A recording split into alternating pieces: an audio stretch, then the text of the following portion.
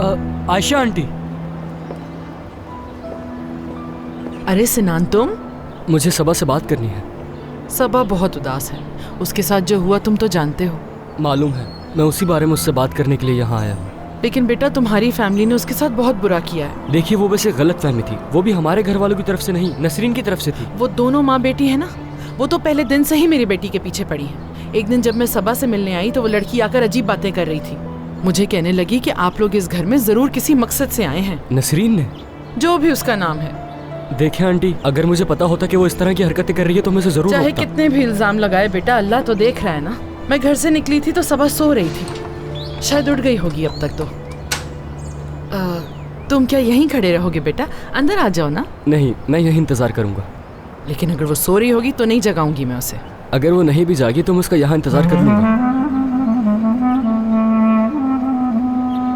इंतहाई घटिया हरकत की है नसरीन ने।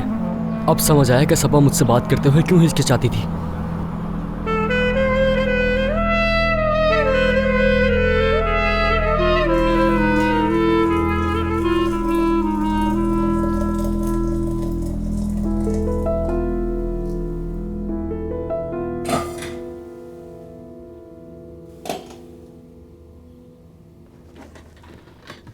उठ गई तुम सबा? रात मुझे नींद देर से आई थी। जब मैंने दरवाजे की आवाज सुनी तो समझ गई थी कि आप बाजार चली गई हैं। सबा, सिनान बाहर इंतजार कर रहा है तुम्हारा। कह रहा था उसे तुमसे कुछ जरूरी बात करनी है। उससे बात नहीं करना चाहती हूँ मैं।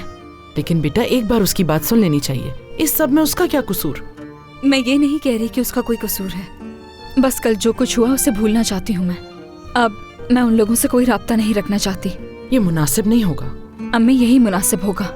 सिनान को यहाँ पर नहीं आना चाहिए था।